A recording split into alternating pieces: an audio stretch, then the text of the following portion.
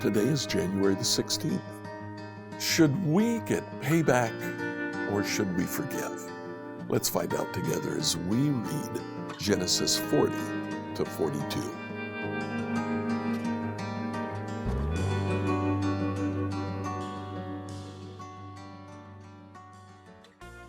Today, as you prepare to read Genesis 40 to 42, I just want to remind you of the end of Genesis 39.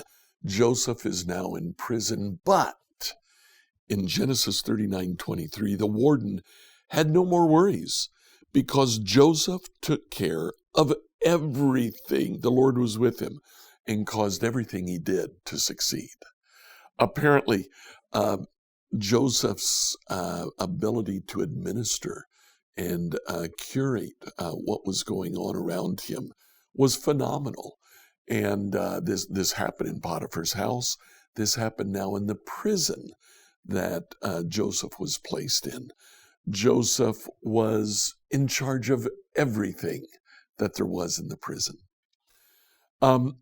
So in the prison, there are two inmates with Joseph who have dreams. Now, Joseph is no stranger to dreams. If you go back to Genesis 37, this is what got Joseph in trouble with his brothers, his own dreams in which he saw the future. Now, in Genesis 40, the chief baker and the cupbearer for Pharaoh have two different dreams. The cupbearer explains his dream. Joseph tells him, your dream means that you will be reappointed to your position. The baker said, oh, boy, that's great. Let me tell you my dream. Joseph hears his dream and says, that means in 3 days, you're going to be beheaded. And both things actually do take place. Well, in chapter 41, Pharaoh has dreams. And the cupbearer, and understand the cupbearer is more than just someone who hands drinks to the Pharaoh. He would taste those drinks, make sure that they're not poisoned. But he also was in charge of giving Pharaoh his divining cup. That typically would be a silver cup that the Pharaoh might use to try to predict the future of the nation of Israel, nation of Egypt. Well, Pharaoh has a dream. Nobody can tell him what the dream means. The cupbearer says, I know a guy. He told him about Joseph in prison. Pharaoh calls Joseph. Joseph interprets the dream. The dream means 7 years of plenty followed by 7 years of extreme drought and famine. Pharaoh says, well, that's wonderful. Joseph says, the 7 years of plenty you need to take advantage of. Store up in your warehouses food that you can then use in the 7 years of famine. That takes place.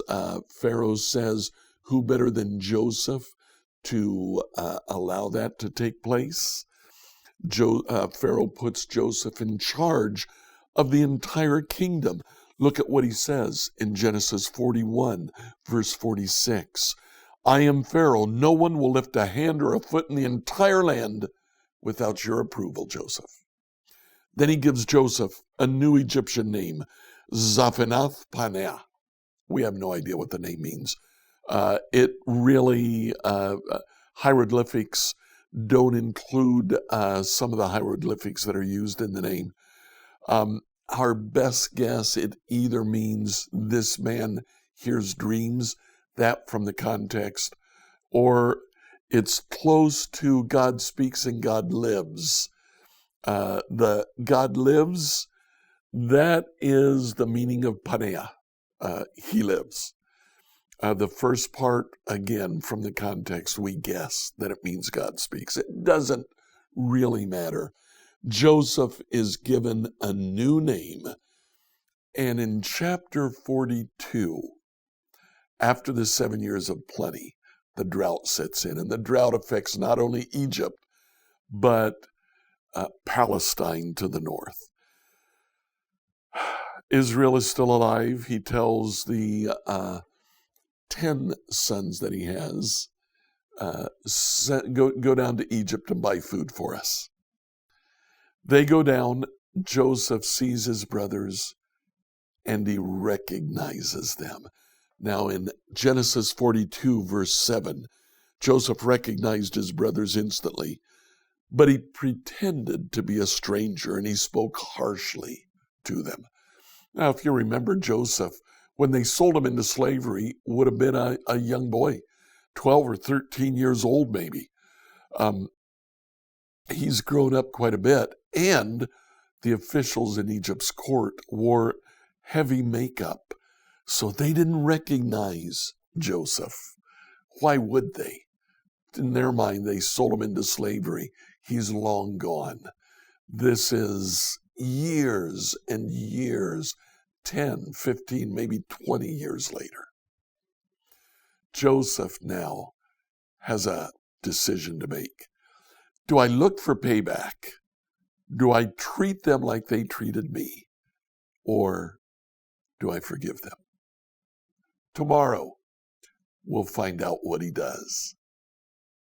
Sometime later, Pharaoh's chief cupbearer and the chief baker offended their royal master. Pharaoh became angry with these two officials, and he put them in prison where Joseph was, in the palace of the captain of the guard. They remained in the prison for quite some time, and the captain of the guard assigned them to Joseph, who looked after them. While they were in prison, Pharaoh's cupbearer and baker each had a dream one night, and each dream had its own meaning. When Joseph saw them the next morning, he noticed that they both looked upset.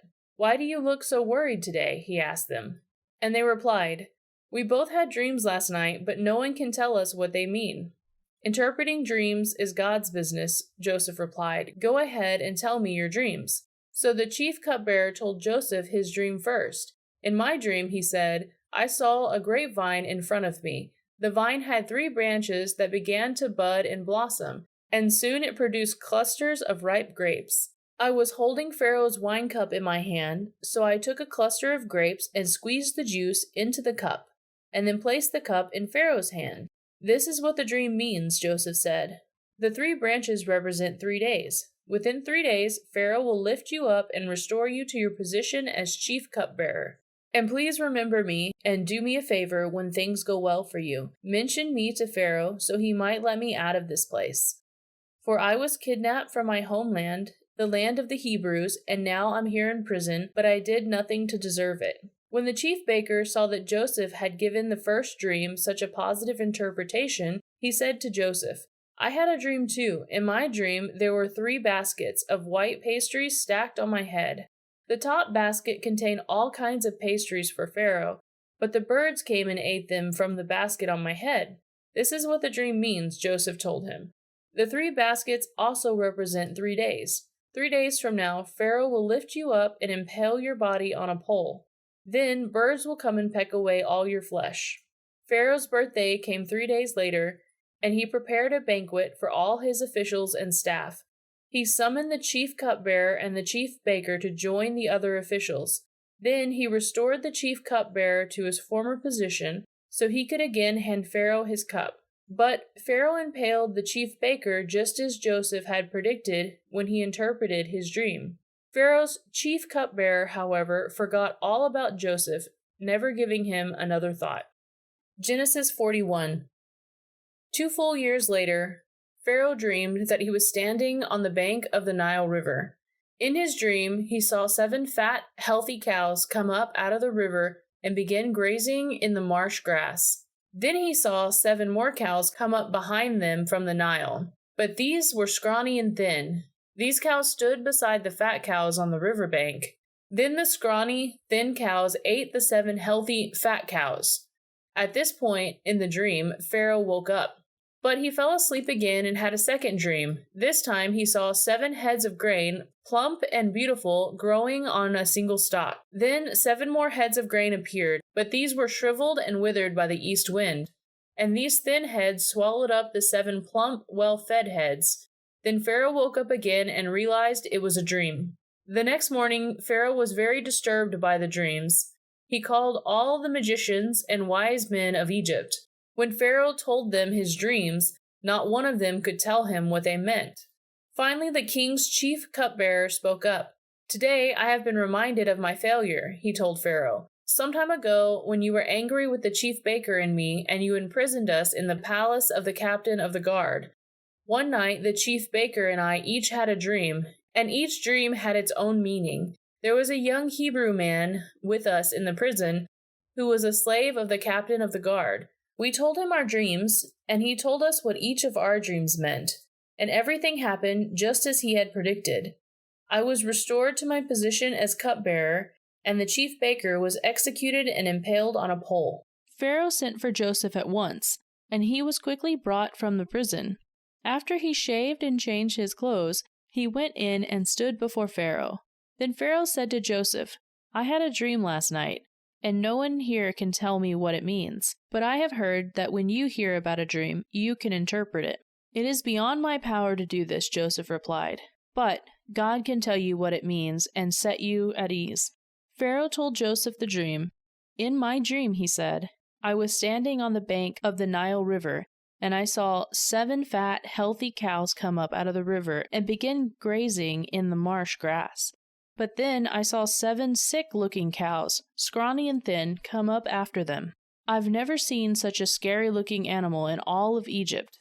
These thin, scrawny cows ate the 7 fat cows, but afterwards you wouldn't have known it, for they were still thin and scrawny as before. Then I woke up. In my dream I also saw 7 heads of grain, full and beautiful, growing on a single stalk. Then 7 more heads of grain appeared, but these were blighted, shriveled, and withered by the east wind, and the shriveled heads swallowed up the 7 healthy heads. I told these dreams to the magicians, but no one could tell me what they mean." Joseph responded, "Both of Pharaoh's dreams mean the same thing.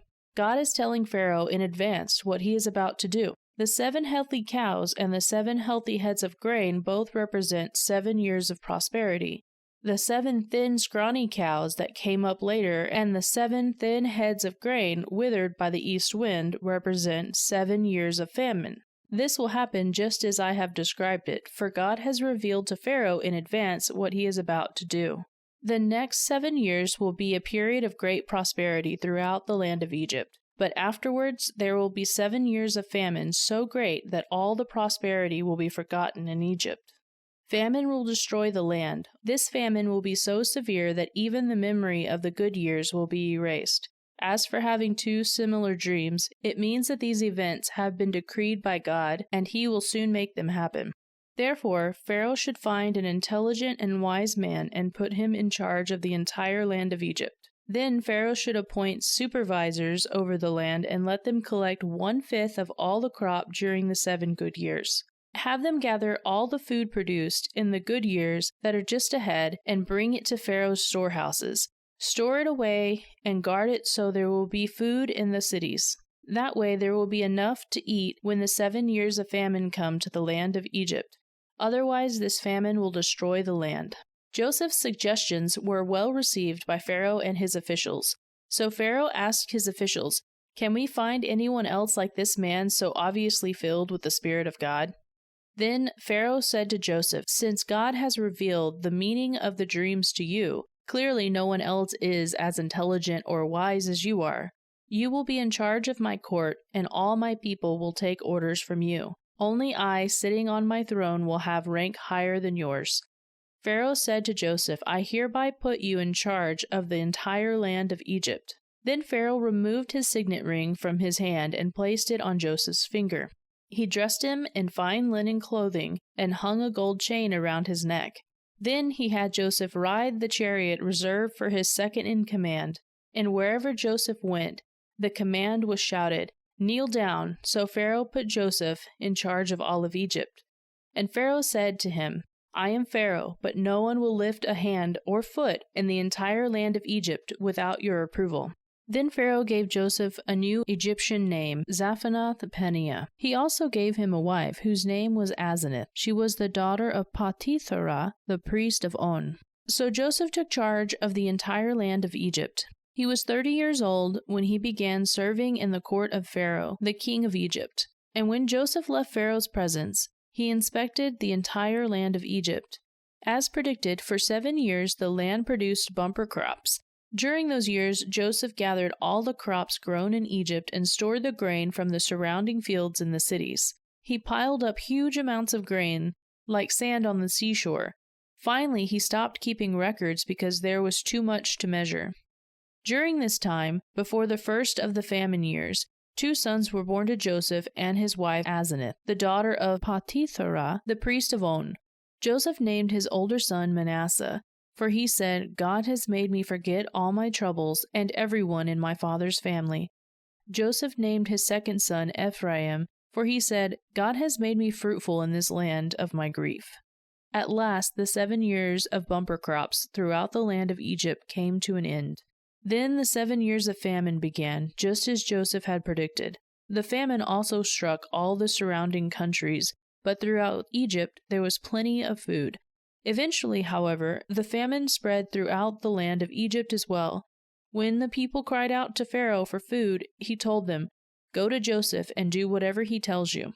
So, with severe famine everywhere, Joseph opened up the storehouses and distributed grain to the Egyptians, for the famine was severe throughout the land of Egypt, and people from all around came to Egypt to buy grain from Joseph because the famine was severe throughout the world. Genesis 42. When Jacob heard that grain was available in Egypt, he said to his sons, "Why are you standing around looking at one another? I have heard that there is grain in Egypt. Go down there and buy enough grain to keep us alive. Otherwise we'll die." So Joseph's 10 older brothers went down to Egypt to buy grain. But Jacob wouldn't let Joseph's younger brother Benjamin go with them, for fear some harm might come to him.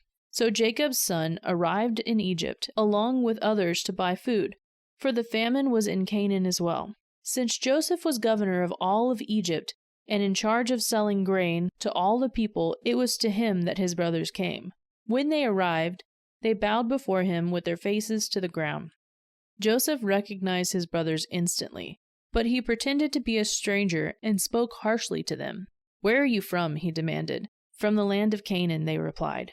"We have come to buy food." Although Joseph recognized his brothers, they didn't recognize him, and he remembered the dreams he had about them many years before. He said to them, "You are spies. You have come to see how vulnerable our land has become." "No, my lord," they exclaimed. "Your servants have simply come to buy food. We are all brothers, members of the same family. We are honest men, sir. We are not spies." "Yes, you are," Joseph insisted. "You have come to see how vulnerable our land has become." "Sir," they said, "there are actually 12 of us. We, your servants, are all brothers, sons of a man living in the land of Canaan. Our youngest brother is back with our father right now, and one of our brothers is no longer with us." But Joseph insisted, "As I said, you were spies. This is how I will test your story. I swear by the life of Pharaoh that you will never leave Egypt unless your younger brother comes here. One of you must go and get your brother. I'll keep the rest of you here in prison. Then we'll find out whether or not your story is true. By the life of Pharaoh, if it turns out you don't have a younger brother, then I'll know you were spies." Joseph put them all in prison for 3 days. On the 3rd day, Joseph said to them, I am a God-fearing man. If you do as I say, you will live. If you really are honest men, choose one of your brothers to remain in prison. The rest of you may go home with grain for your starving families. But you must bring your youngest brother back to me. This will prove you are telling the truth, and you will not die." To this they agreed. Speaking among themselves, they said, "Clearly we are being punished because of what we did to Joseph long ago. We saw his anguish when he pleaded for his life, but we wouldn't listen. That's why we're in this trouble." "Didn't I tell you not to sin against the boy?" Reuben asked. "But you wouldn't listen, and now we have to answer for his blood." Of course, they didn't know that Joseph understood them, for he had been speaking to them through an interpreter. Now he turned away from them and began to weep. When he had regained his composure, he spoke to them again. Then he chose Simeon from among them and had him tied up right before their eyes. Joseph then ordered his servants to fill the men's sacks with grain, but he also gave secret instructions to return each brother's payment at the top of his sack. He also gave them supplies for their journey home. So the brothers loaded their donkeys with the grain and headed for home. But when they stopped for the night and one of them opened his sack to get grain for his donkey, he found his money in the top of his sack. "Look," he exclaimed to his brothers, "my money has been returned. It's here in my sack." Then their hearts sank. Trembling, they said to each other, "What has God done to us?" When the brothers came to their father Jacob in the land of Canaan, they told him everything that had happened to them. "The man who is governor of the land spoke very harshly to us," they told him. "He accused us of being spies, scouting the land. But we said, 'We are honest men, not spies. We are 12 brothers, sons of one father. One brother is no longer with us, and the youngest is at home with our father in the land of Canaan.' Then the man who is governor of the land told us, 'This is how I will find out if you are honest men. Leave one of your brothers here with me and take grain for your starving family and go on home. But you must bring your youngest brother back to me. Then I will know you are honest men and not spies. Then I will give you back your brother, and you may trade freely in the land.' As they emptied out their sacks, there in each man's sack was the bag of money he had paid for the grain. The brothers and their father were terrified when they saw the bags of money. Jacob exclaimed, 'You are robbing me of my children. Joseph is gone, Simeon is gone, and now you want to take Benjamin too? Everything is going against me.' When Reuben said to his father, 'You may kill my 2 servants if I don't bring Benjamin back to you. I'll be responsible for him, and I promise to bring him back.' But Jacob replied, 'My son will not go down with you. His brother Joseph is dead, and he is all I have left. If anything should happen to him on your journey, you would send this grieving, white-haired man to his grave." Scripture reading by Emily Herrera. Like, follow, and subscribe to this devotional on whatever platform you use to listen to it. Email your questions to us at questions@becomehope.com. Tomorrow, we'll see how true repentance can bring forgiveness.